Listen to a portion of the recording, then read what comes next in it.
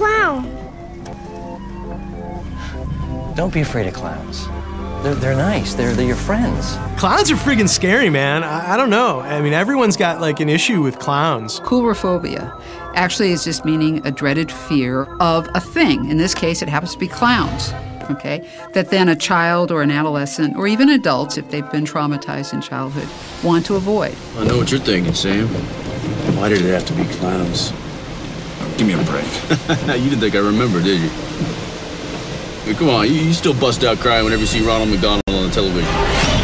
Sam, part of his character is that he was afraid of clowns as a little boy, so we purposely arranged pieces in the story that weren't necessarily scripted to make him uncomfortable. The idea of being afraid of clowns is a lot to do with the makeup, because the makeup that's put on a person's face when they become a clown hides all those little visual cues that everybody has that you don't even realize you're picking up on.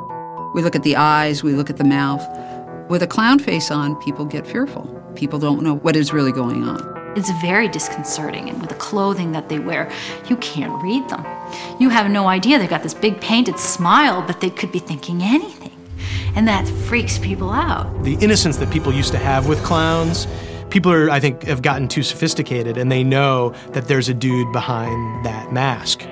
And it's the idea of, that's not a happy person. That's like a sad, lonely, and dangerous person with a mask pretending to be happy. And there's something inherently suspicious about that. All those kind of issues are in there to me, and that's what was so interesting about picking clowns for this, is because it hits at the heart of the family, it hits at the heart of innocence, it hits at the heart of childhood.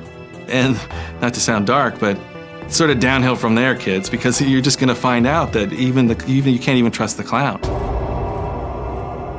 There are several urban legends of phantom clowns. There's one famous one in the Boston area in the 70s. These elementary school kids and junior high kids were reporting that this filthy clown in a white van was trying to grab kids and throw them in his van, and that certain kids were grabbed and that the vans disappeared. And what I heard of that particular story was that there was some speculation, because they could never trace these clowns, that they might actually be ghosts of clowns as opposed to being just kind of very sick people who were after the children. It wasn't real. I mean, the police investigated, there was no such thing, but it was like this crazy scare, this kind of odd mass hysteria that there was these serial killer clowns out there.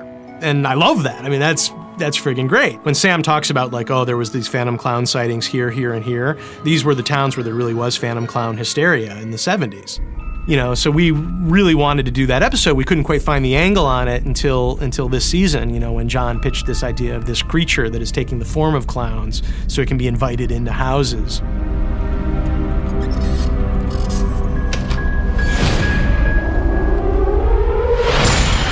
That episode of all the ones I've written has gotten probably the most visceral reaction from people of oh my God, you know, I couldn't watch it. Like every so often you're like, oh, that was so fun, or what a fun episode, but every so often they give you one and like, okay, that really upset me. Then you know that you did your job. Then you kind of smile and you're like, good times.